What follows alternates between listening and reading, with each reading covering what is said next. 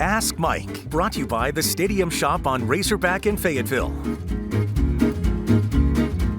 Happy Monday, everybody. It's time for another edition of Ask Mike. Courtney Mims alongside Mike Irwin here. Mike, we have so many questions to get to, so let's jump right in. Our first question is from Mousetown, who wants to know, what are Devo Davis's chances of getting good feedback from the NBA to stay in the draft and take a pass on his senior year? Yeah, I don't think he even did this with the intention of going to the NBA. He's not on any mock boards that I know of. So I think this is an exploratory thing to get feedback for next year. In other words, he'll go through this pre-draft process, which really he has until the end of next month to pull out. And by that time, he'll have played some games in front of these scouts, gone through workouts. And at the end of the process, what they'll do is give him like an evaluation. And he'll be able to take that and get down with Coach Musselman. And then, okay, this is what you need to work on next year. This is what we're going to try to do with you. And then hopefully next year at this time, he will pop up on some of those boards. But if not, then he can go to Europe or whatever. Is it important to have him back? Because I've read on social media some fans saying, no, give me a break. Whoa. I mean, you need senior leadership, and that's what he will be. That's what this team didn't have. They had one senior on this team, and he didn't play a lot. So, yeah, it's important. I was thinking about this this morning. Devo has played in 11 NCAA tournament games, 4, 4, and 3. Yeah. 11. That's Next correct. year, when come tournament time, he will have 11 games under his belt. I think Musselman's also going to go out and bring in people that have played in the NCAA tournament. The more experience you've got going into it, the better. And if you look, kind of read between the lines on some of these portal people that Arkansas has actually visited with and who've made comments about Arkansas, it looks like he's going for a lot of experienced guys, having realized this year that this team was too young. So I think Devo's coming back. I think it's important. I do have one source I use that says he's gone. Won't get into why he says he's gone. Interesting. I think the guy's wrong, and I think he's got a great relationship with Eric Musselman, and I think he'll be back. And I think, again, declaring for the draft without hiring an agent so that he can pull out of the draft at the right time, I think he's doing that to get feedback for next year. So you what, 90% chance he's back? 95, 99? What were you giving if you had to give it a percent? 95. 95, I like it. That's some good odds there from Mike Irwin. Dr. Strangepork says, based off this year's performances and chronic injury, I'm shocked that Smith decided to go pro. I like Devo's approach and think it's a better way to gauge whether turning pro is the route to go or not. Your thoughts? Well, in other words, Nick Smith Jr. should have not hired an agent. Well, he's already got an agent. Technically, it's his NIL agent, but he's got an agent, and the two situations are not even comparable. Again, Devo's not showing up on mock draft boards. Nick Smith Jr. is still picked as a lottery pick. He may have dropped a few spots. But he's still in the top 10. Yeah, he's still going to make money. And there's just no way that he would have made a smart decision by coming back with that knee thing. What happens if he comes back and the knee thing gets worse? Then he's in a worse situation next year than he was this year, and he has a chance to make good money. I mean, you can say all you want. If he came back next year and was the #1 guy or #2 guy or whatever, he made a lot of money. Well, it's not worth the risk, in my opinion. It's not worth the risk at all, and I agree with you there, Mike. Nick Smith Jr. made the decision way before, I think, even the season started, that, hey, I'm going pro after this year. Yeah. Eddie Lynn wants to know, what's the holdup on Black declaring for the draft? He's now picked higher than Smith Jr. Some fans actually think he's trying to decide. That's wrong, right? Yeah, it is wrong. Yeah, it is wrong. I think what's going on there is a timing thing, and I don't have any inside information. You know, I don't know him personally, hang out with people that talk to him. But clearly, to me, he's waiting for the right time to make the announcement. I'm just going to guess here and say that he decided to wait till basketball is over. So as we tape this show, this is the last day of college basketball, Monday of the national championship game. So come Tuesday, you know, there's no basketball. It's all over. And at any point after that, he could make his announcement, and that's the big story. Yeah. So I don't think it's ego. I think anybody like that wants to be the biggest story of that day. It's not a shock. won't be a surprise. But, yeah, I don't think he's been holding off because they're trying to come up with an NIL deal for him or he's having second thoughts or any of that. I expect him. I think he'll make an announcement in a week or two. Yeah, maybe. I think as early as this week. I think you're right about that. As early as this week, we'll probably know what Anthony Black decides there. Hog Redneck asks, were you surprised by Brazil's quick decision to announce he's coming back? I thought we were going to have to sweat it out a while. To me, this is better news than landing the #1 high school player in the country. Muss's best recruiting job. Well, I'll agree with that. I mean, you're getting a guy that's certainly probably have more of an impact on your team next year than if you landed the #1 guy, because that guy would be a freshman. Yeah. Was I surprised? I felt like there was just a slight chance that he would start to pop up on these boards and somebody might come in and make him an offer, and then all of a sudden he decides, okay, I'll come out. But I think he's a guy that understands that with his injury and what little he played last year, if he comes back next year and has the kind of year that we think he can have, he's going to really go up. He would, if he comes out now, at best he's a late second round, and he could be a lottery pick next year. So it might be the difference in $3 or $4 million. Yeah. I think he also understands how important his role will be in the team's scheme next year. He's gonna, I think Musselman's talked to him about it, and he understands that team's largely going to revolve around him. So yeah, I wasn't surprised, and I think he made the right decision. I think you and I both kind of talked about this a few weeks ago when we looked at those NBA mock drafts that were coming out, you know, and he was left out of a lot of them. We were like, that may affect his decision to come back, and there it did. So I think he'll benefit from having another year with this team as well. S. Giles wants to know, what's your reaction to Bay Fall's play in the McDonald's All-American game? He didn't do much offensively, but his defense looked good. The McDonald's All-American game is a glorified pickup game. I knew you were going to say that. All it is. Whoever has the ball coming down the floor wants to score, and there are very few assists in this game. So he didn't get set up much. The few times that he did, the guys playing defense were a little taller and a little more physical than he was. So you might say to yourself, well, that shows us, you know, he's got limitations. Well, first of all, don't really compare him to Nick Smith Jr. I don't think he's a definite one and done. He might be, but I think he may be a 2-year guy. And if you go back and look at, instead of looking at the McDonald's game, go back and look at some highlights of his games, you'll see he's a really good player. He can do a lot of things. And I just think he's a guy that will get better and better. He will get more physical. That's the main thing. He's going to get bigger, I think. Bigger and stronger. So I wouldn't necessarily see him, even though he's a 5-star and a McDonald's guy, I don't necessarily think he's a one and done. And he could come back and maybe for his sophomore year and really have an impact. I mean, it's early to talk about that. We'll have to see how he plays. But I don't think there's the kind of pressure on him that there was on Nick Smith Jr. You know, he's Arkansas's only McDonald's guy coming in this year, and there's not going to be all this stuff from the fans like, well, I don't think he's what in the world is he a McDonald's guy? I don't think you're going to see that. Well, I think someone brought this up on social media, but do you know how many points Anthony Black scored in last year's McDonald's All-American game? Tell me. It was less than 4 points. Yeah. So you saw how great he was this year. The fans need to chill. You know, sometimes the performances in that game. And I thought he did play good defense. I thought he did as well. I mean, he is going to be a big deal for this team. And I mean, that McDonald's game still makes me mad because Layden Blocker should have been playing in it, right? Layden Blocker should have been there as well. Would have been nice. Would have been nice. Coleman Charles asked, what is up with Khalil Ware? Some SEC media guy posted Friday that he would sign with Arkansas by the end of the day. Wrong. These days, being media and getting stuff wrong doesn't seem to matter. Woo. Don't lay that off on the media, because that guy, whoever he is not media. It's a fake website. If you go back and look at that website and look at some of the stuff he's put up, it's all fake. So I guess somebody's just having a good time pretending to be an SEC media guy and put that up, but that's totally bogus.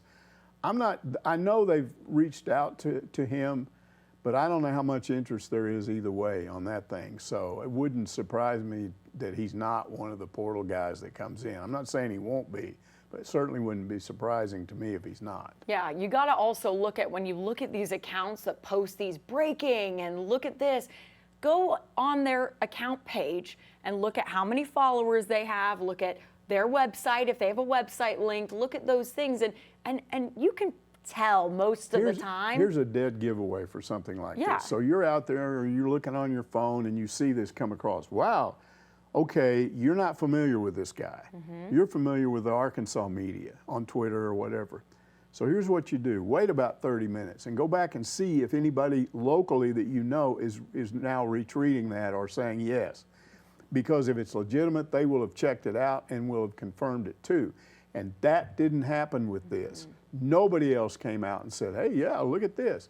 They didn't fall for it.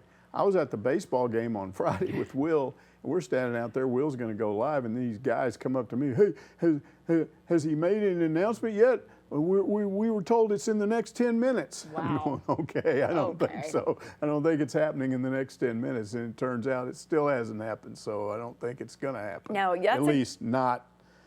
It could happen, but it wasn't going to happen that way. Not with that announcement, because it was bogus. No, and you're right about that. Look at your Arkansas media people. If they're picking a story up, it will be out there. They will have checked it out. They will have. On Saturday, Hunter Yurachek posted a photo of the slobber hog in the center of the Bud Walton Arena court, indicating that it had just been painted there. Clearly, it was a photoshopped image and part of an April Fool's joke. There's been a lot of reaction to that. Mike and I have been talking about it all weekend long. So let's look at the reaction to that, shall we? J.G. Phillips 3 says, there's jokes and then there's cruelty. This is the latter. Hereford posted, shame on him. That's sickening, getting my hopes up like that. JJDLC added, Yurachek should be publicly flogged for that one. Ooh, that's a little aggressive, don't you think? Hob Hog with a more positive reaction. Actually think it gets us one step closer. He is obviously very aware of the slobbering hog. I've heard him mention it many times. Mike, give your take on this. Well, first of all, he rope-a-doped me. Because I worked all day long. We had a long day on Saturday. And when I got home, I get in bed and I'm looking at my phone and I see this and I'm going, wow. And then I'm thinking, no, he wouldn't do April Fools on that, would he? Would he really? Nah, he wouldn't do that. And so I'm like, yeah, this is really cool. And then everybody's like, you idiot, it's fake. And I'm going, yeah, I guess so, but would the AD really do I mean, you just don't think of the AD as being an April Fool's guy. So, are these people over the top? They're probably just kind of joking themselves. The flogging one is. I think they're joking a little bit there. Look, we talked about this. One of the single most tone-deaf things that Jeff Long ever did as AD was not only taking that slobber hog off the center of Bud Walton and replacing it with the so-called modern running Razorback, but it's what he said when it happened. He said it was too cartoonish. And to suggest that that logo, which almost all of those Nolan fans from the 90s, national championship, national runner-up, 3 Final Fours, all those great players during that time, to suggest that that symbol of all of that was cartoonish made them really mad. And so I think a lot of those people still want that slobber hog back. I think they were really happy when it was put down next to Nolan's signature. They would just like to see the big one. Here's what I say about this. I think you need a different logo for the 3 major sports. I think the running Razorback works well on the helmet for football. The slobber hog is what people who remember Arkansas basketball when it was top 5 program, which it's not right now, but maybe it's headed in that direction. And that they associate the slobber hog with that, so it should be on that logo. And then I like the ribby Razorback for baseball. Yeah, ribby's so great. I've got all 3 on different. I got slobber hog on hats, I got the ribby hat, and I've got running Razorback on stuff. So I like all 3 of them, and I think all 3 should have their own logo. They should, and because if you do that, then each of those logos symbolizes that sport. I love that. And the slobbering hog looked great on the uniforms this year. They brought the slobbering hog uniforms out. So maybe the guy's right. Maybe he's just kind of teasing us a little bit, and he's easing maybe he's going to be like, guys, you thought it was an April Fool's joke? Well, double April Fool's. It's actually happening. I don't know. Maybe at some point he can say, I wasn't really April Fooling. It was just a delay. Yeah, it was I just didn't a really delay. put it on the. that was a projection into the future. Love it, love it. Hey, that would be pretty smart of Hunter Yurachek if he did that. Pig's Feet says, I've seen a lot of noise on social media about how bad Arkansas fans are to their collegiate players. This frustrates me, because I don't think most Arkansas fans fit in this category. They go on to say, those who say these terrible things to our athletes are either trolls or disingenuous. Telling it like it is not an excuse to tear another person down. What do you think, Mike? Well, we're talking about the darker side of social media. Ugh. And all fan bases have these people. And you really separate. You have to separate these people into groups. The ones that are really annoying, these people are mad about something going on in their lives. I mean, they could have just lost their job, or their wife could have left them, or they could have had a business reversal.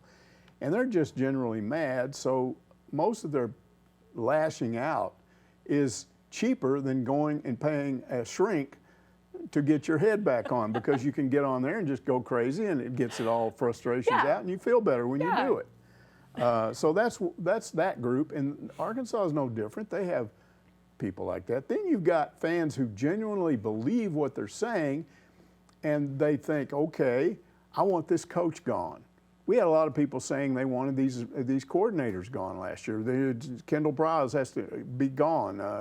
Barry Odom needs to go, or whatever. They might say a certain head coach. Back when Bielema was here, they reached a point, I want this guy gone. So they genuinely believe that. They're not just mad and posting anything out of anger. They believe it, and they want you to listen to them, and then maybe they can convince you, and if enough people do it, then the AD goes, I guess we got to get rid of that guy. So that's happened before. So you have those kind of people on there. Now, are most of the people, like he says, not like that? I don't know when it comes to social media. I'm not sure. I don't know how there's no poll that's ever been done. I've continued to say that most fans are still not on social media. You may think they are, but most fans I talk to aren't. The majority. That doesn't mean there aren't a lot of Razorback fans on social media, because there are. If you take the whole fan base into consideration, yes, they're much more positive than that. But look, we have freedom of speech in this country. People can post whatever they want on these things for whatever reason, as long as they don't, the board itself, whoever runs it, doesn't kick you off. You can do this. It occurs to me that this is not a lot different than what went on in my hometown in the 1950s when I was a kid. We didn't have Twitter. We had the East Side Cafe. And if you went down there and sat there and listened in the morning when the men had their coffee break, or at lunch when they had lunch, or in the afternoon when they had their mid-afternoon coffee break, they would say all this stuff. Now, here's the difference. If you're in there ripping the local high school coach, or a quarterback, or a running back that fumbled the week before, and they're just going, that jerk, they ought to bench him. They ought to fire this guy. They would stop talking like that if the person they were talking about came into the East Side Cafe. Right. They would have enough respect. Yeah, they're like gossiping a little bit. People tend to be a little different when it's face to face. So that is the difference. That was our version of social media, but it was in person, and it was not directed directly at the people. Now, the person might hear, yeah, so-and-so was down there and he said this bad stuff about you, and then it was not unheard of for somebody to go find that guy and punch him in the nose. There were street fights. I've talked about people telling me that the term curb stomp, which I use all the time to express a big loss, like Arkansas got curb stomped Friday by Alabama in a baseball game, 12-1. And they said, oh, it's inappropriate, that curb stomp. That's like cops beating up black guys on the street corner, on the curb. That's not where that came from with me. We had adult guys fighting each other on the sidewalks and on the curbs. They tended to stay out of the street because they didn't want to get run over. But as a kid, I saw this stuff happen, and that was a term that was used. Yeah, he curb stomped him. Many beat him up on the sidewalk, So, yes, you had stuff like that going on, but the bottom line is you're never going to change this. People are going to say what they're going to say. If this bothers you, then you should stay off of social media. And I always say this about coaches and players, but especially with players, that's like tone. They're not going to listen to that. Of course they're going to go get on there and read it. That's just what they do. So there is no solution to that other than the solution I always use, which is If somebody insults you, what if you don't respond? You know what happens? It dies. It dies, yeah. It's like the tree that falls in the woods. Does it make any noise if nobody hears it? If you don't respond to a tweet, you know who sends out these tweets, insulting tweets? It's usually some guy with 9 followers. Yeah. So if you don't respond, you don't expose him to all of your followers. So whoever you are out there, just get it through your head that you can't win if you get in an argument with this person. Yeah, it's true. You won't. No. The best way you can deal with it is to never respond, act like it was never said. He's a nobody, I don't care. Yeah, ignore the bullies. Ignore the bullies out there. Yeah. I just go back to what my mom always tells me, Mike. She told me when I was a little girl, when people would go and gossip and stuff like that, and I go, why are they saying such mean things about people? We say mean stuff about you now. Oh, well, thanks, Mike. I appreciate that. But my mom always says, if you don't have anything nice to say, don't say it at all. So yeah, I've heard that. I heard that about 40 years before you were ever around. Well, there you go. Then it's still in effect. And I want to tell grandmas these people. used to say that when somebody's grandma would say it. I'm going, oh, okay. Well, there you go. My mom said, if you don't have anything nice to say and you say something, whoo, you're going to have a world of pain to deal with. Just don't respond. That's the best way. Exactly. To baseball, where Billy Ledbetter, I wonder if he's related to Austin Ledbetter. No, maybe, possibly. We'll find out. Really glad we won the Alabama series, but that was way too close. Coming in, those guys were 2-4 in SEC play, but they hammered us on Friday and almost won the series. I think Alabama shocked a lot of our fans and even surprised me. They were 2-4. I don't know how they were, because they're the second best team in the SEC in terms of their batting lineup. They're just loaded with 300 hitters.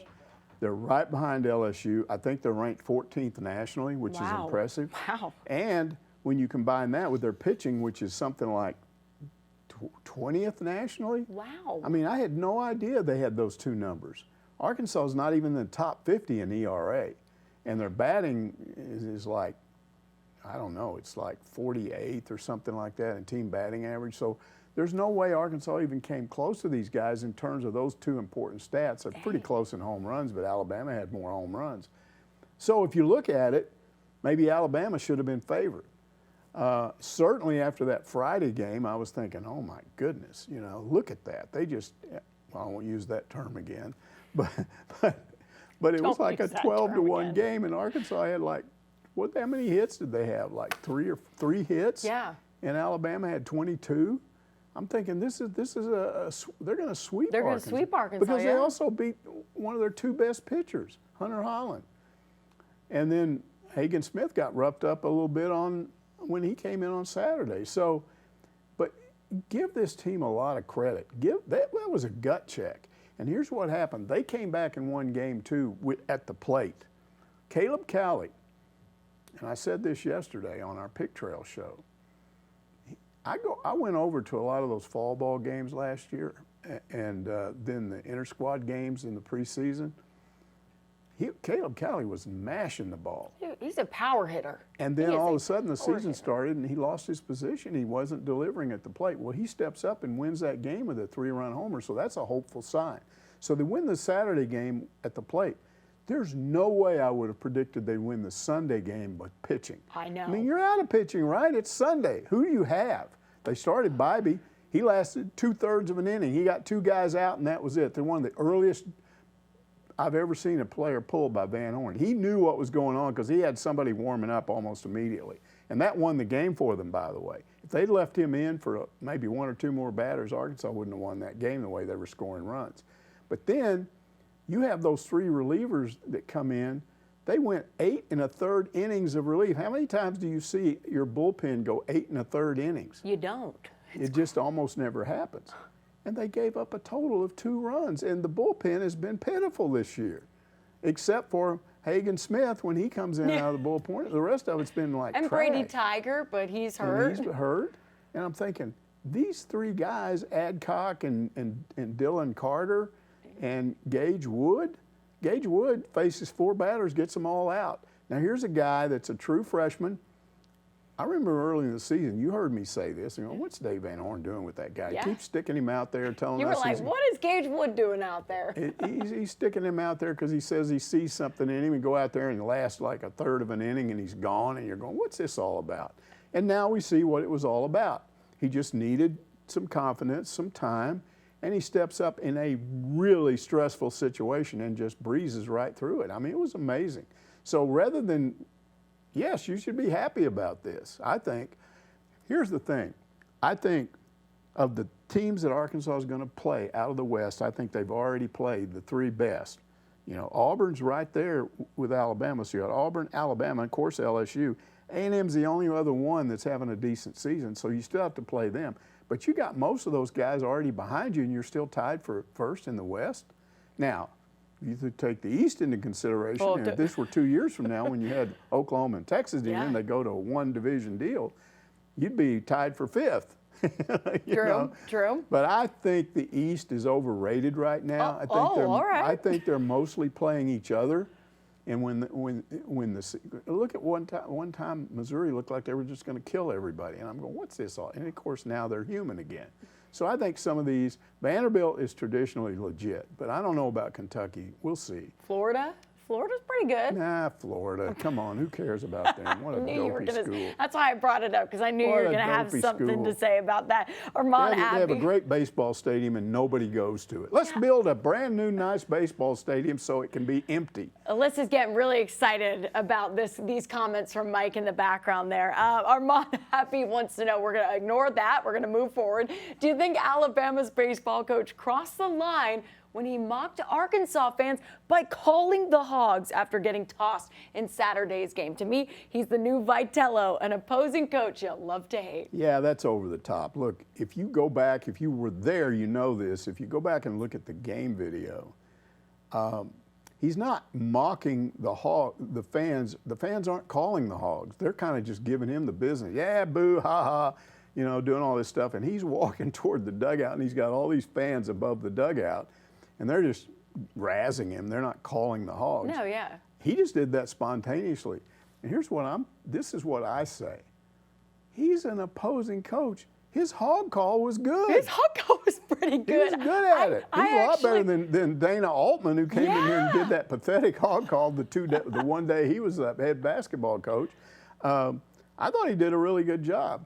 Van Horn said after the game he likes the guy. He's not a jerk. He's funny. Bohannon, he's all right. So it didn't make me mad, but it did make a lot of fans mad. Absolutely. It did make a lot of fans mad. I did think his hog call was pretty good, but it wasn't my favorite thing that happened on Saturday in Arkansas athletics. Okay, what because was it? The better coaching issue was that Mississippi State assistant softball coach that threw the base. Yeah, that was pretty wild. I was like, hey, you guys are all talking about the Alabama coach getting tossed. Well, he was mad because there is a rule in softball. Yes. You can't leave the base until the ball is released from the pitcher's hand. And if you go back and look at the video, it was a correct call. Right. It cost them. They hit a 2-run homer. That they had to be called back. It was called back, and then Arkansas went on to beat the fool out of him anyway. So he was pretty mad about that. But that didn't happen in front of Arkansas fans. It didn't, but I've never seen a coach or an assistant coach, for that matter, grab the base and throw it. At least he didn't hit anybody with it. Yes, that's true. That would have been. He got in the ref's face, though, which I thought was really funny as well. That video is on social media if you want to see it. To football now, where Sace Hog says, I'm going to go with that, or Space Hog. Yeah. Mike, you spelled it wrong on my sheet. It's Space Hog. I know who Space Hog is. I seem to remember that Mike had once said that Coach Pittman had Dow Loggins in mind to be not only Kendall Briles' successor as the OC, but potentially Pittman's successor as the head coach as well. Did Briles messing around with these other OC jobs wreck Pittman's plans? No, he's confusing two different things. Yeah, it was kind of common knowledge that people were saying behind the scenes that if Briles left, Dow would be the next. And I never knew that was for sure. That was just a rumor that was circulating. Sam Pittman never said anything to anybody that I know that indicate there were a lot of people assuming that. Never said anything about him being the next head coach. In order for that to happen, he would have to leave here, go somewhere else, become a head coach, and be successful. And that's way down the line. as far as his being the offensive coordinator, what blew that up was he took the job at South Carolina before Briles announced he was leaving. So that pretty much ended that. I think at that point, Pittman could have turned around if he really wanted him and said, hey, come back, now I have the job open. The word we got was Dow he wasn't happy with Briles. He's up there in the booth. Briles is down on the field. Supposedly he's giving advice up there. Hey, look, this is open, that's open. Why don't we? And he was just frustrated because some things were happening that he didn't agree with. And maybe Pittman took Briles' side. I don't know. At one time, I just thought Pittman and Loggins were close, and I'm not sure they are right now.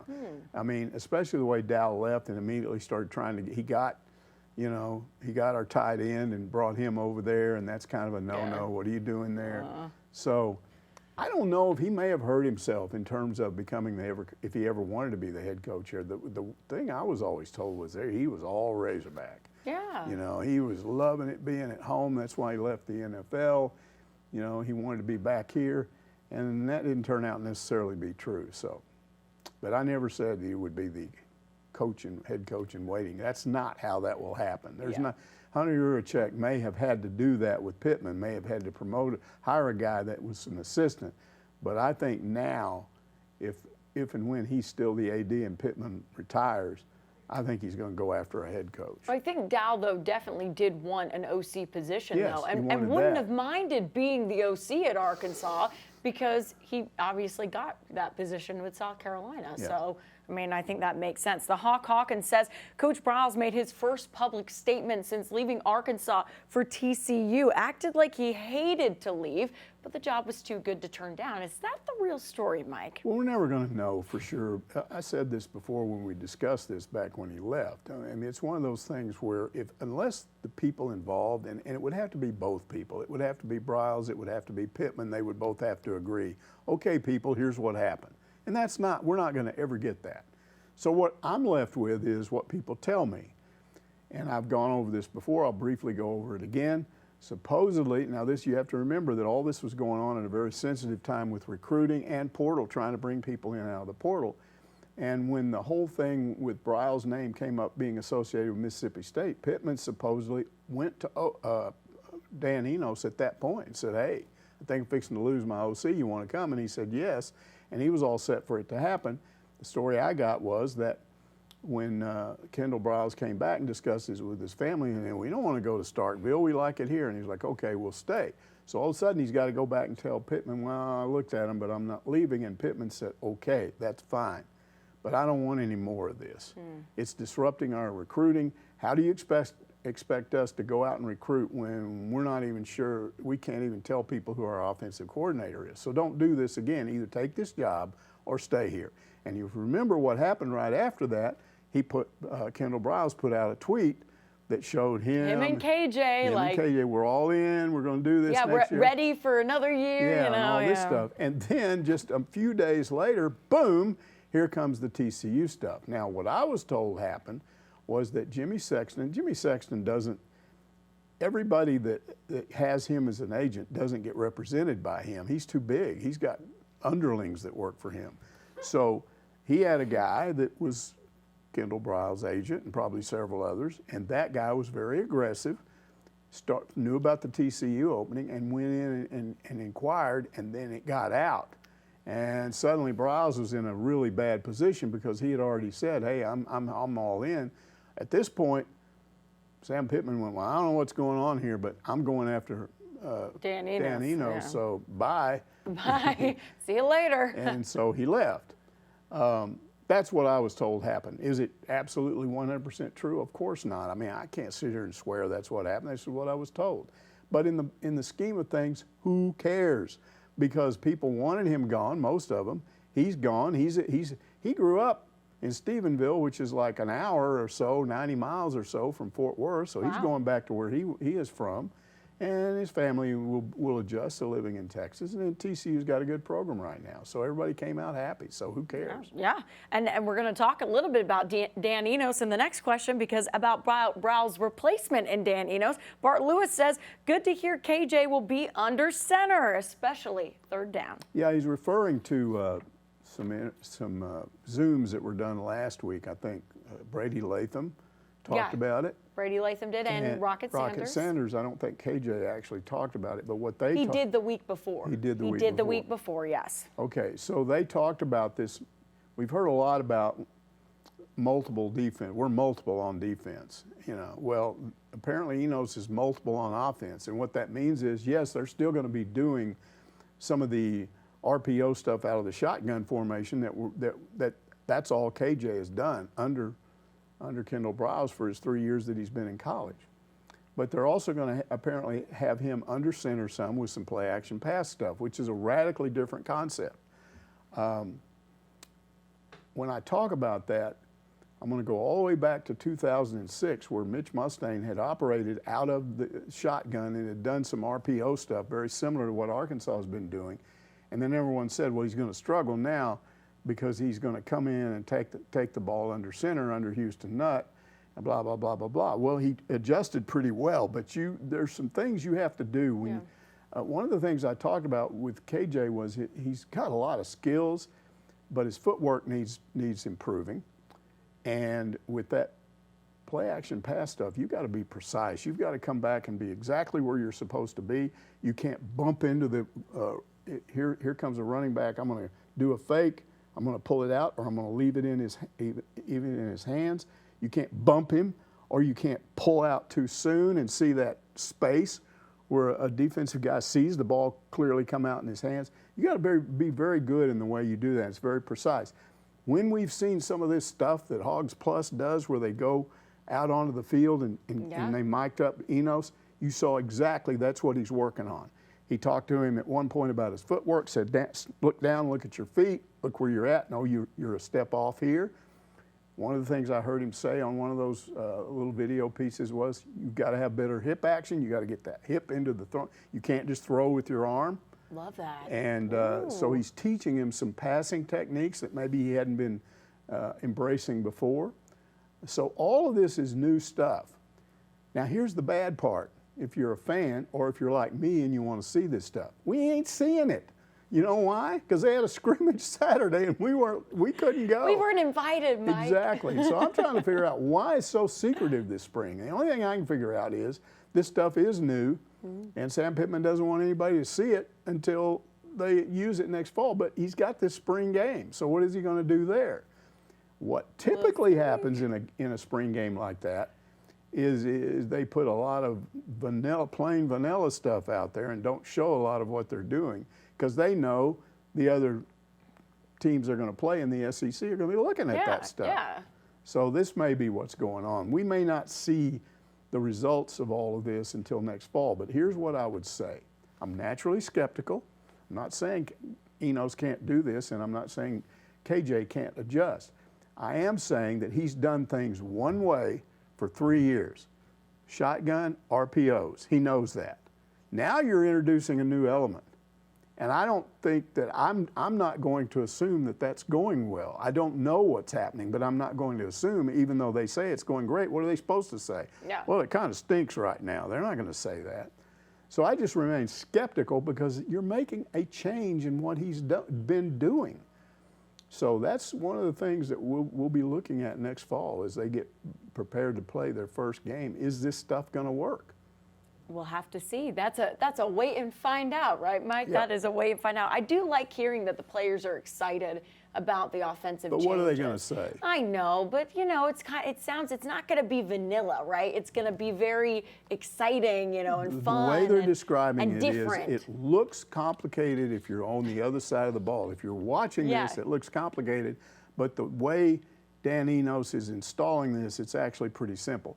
Again, we'll see if that proves to be the case. Yeah, well, we'll see. It definitely won't be in the spring game, because I think they're going to create plays specifically for that. They call it scripting for success. Scripting for success, exactly. That's what all those SEC teams do. Please, tell me I'm wrong on that one. Lawson Swine asked, why was Frank Broyles so successful in that we were in the hunt for a national championship year after year? It has been such a struggle since then to get back up to that plateau.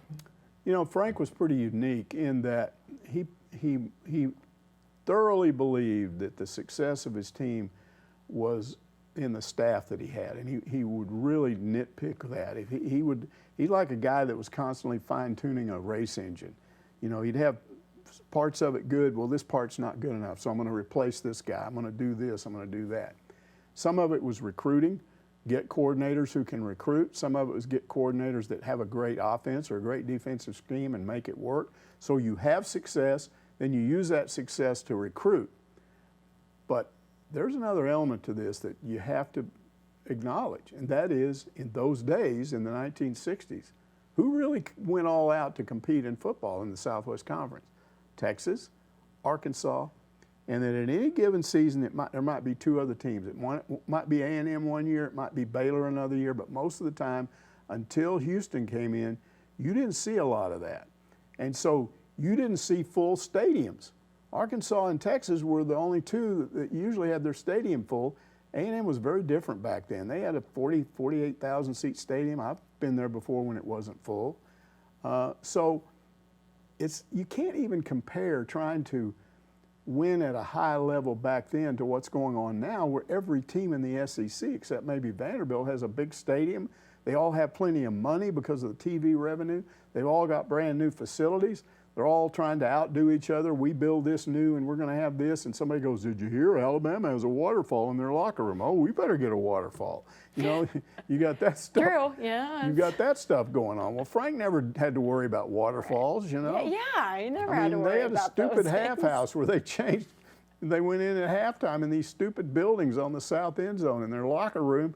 Their indoor workout area was Barnhill Arena, had a dirt floor. I've been in there before when they were working out. There was just dust everybody. People were coughing, you know. It was bad. It's bad for your health. Yeah. So they overcame a lot of stuff back in those days, but today almost everybody is look at the SEC in baseball. We've talked about how loaded all these teams are. It's just a totally different deal when you're in the SEC. And guess, like everything else related to the SEC, it's just fixing to get tougher. Yeah. Because now we're bringing Texas and Oklahoma into this thing. Yeah, so it's changing every year. It'll be a different conversation next year when those things happen. And our final question of the show is from Lanny, who says, the Little Rock tornado was an awful tragedy, but I saw where one of Arkansas's incoming freshman football players jumped in and was in the middle of cleanup. Good to know Pittman is recruiting class kids. Yeah, the kid's name is Quincy Rhodes Jr. Mm-hmm. He's an Arkansas signee, not on campus yet. Nope. And you did the story on him. So you are a much better person to talk about what happened there because you were there and saw what he was doing over there right after the tornado. What was it like? Well, it was moving, honestly, Mike, because here's a kid that doesn't need any more publicity. He's a 4-star defensive lineman going to Arkansas. People are following him on social media. He got a text from somebody, from his North Little Rock team manager, and he was like, do you want to help tomorrow? I think I'm going to set up a little group of us to go out and help. And Quincy said, of course I want to help. Let me know where and when.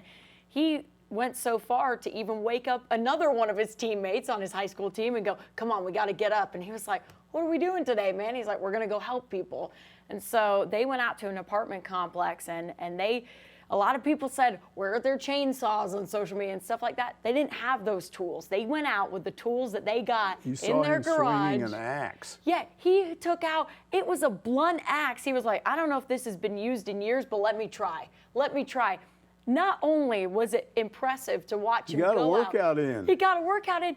But Mike, he's recovering. His whole arm is in a cast right now because he's recovering from wrist surgery. So he's doing all of this one-handed, sometimes using his other hand. But I was so impressed to see this kid go out there and say, this is what I'm spending my Saturday doing. His house didn't get ruined. He could have been inside playing video games, hanging out with friends, doing whatever. Instead, he wanted to use his Saturday to help other people, and I absolutely love that. He's a great kid, class act, and I hope Pittman and Deke Adams and his coaches saw that story because that's the kind of people Pittman wants. And the whole point is it's really good when you can recruit guys like that. Yeah. I think you're much less likely to have problems with athletes if you get kids like that. And Arkansas, even though they've had a few problems over the years, I can say that in the 47 seasons that I've covered, it might be 48. I think I just finished 48. I'm not sure. I'm so old I lose track. But in all that time, the overall effect to me is I've had to do relatively few stories that involve controversy involving an athlete getting in trouble. They have stuff from time to time, but it's not we don't often have things like what happened with Alabama's basketball team. Oh, so thank goodness, you as right? a Razorback fan are very fortunate because we don't generally recruit athletes that find themselves in those situations. Yeah, you hear Pittman, Musselman, Courtney Deifel, Dave Van Horn. You hear them talk about every year, we want people that fit with the culture of Arkansas. And those are good people. I mean, I really have not met an athlete that I don't like here at Arkansas. Yeah, and I'm really. not just saying that to try and give people the impression that everything's perfect here. I'm telling you, it's genuine. I've noticed it. Yeah. And one of the reasons why I stayed, because I would not want to cover a program that, like Miami was under Jimmy Johnson. I like Jimmy Johnson, but the outlaw stuff that was going on back then, as a reporter, every day your head would be spinning trying to figure out what to do in covering all this stuff. Yeah, instead we just get to talk about really nice things that the athletes do for the community. So I really enjoyed doing this story, and Quincy Rhodes Jr. is a really great kid. So I'm excited to see what he'll do with the Razorbacks this upcoming season. That's going to do it for this week's Ask Mike. We'll see you next Monday to answer more of your questions.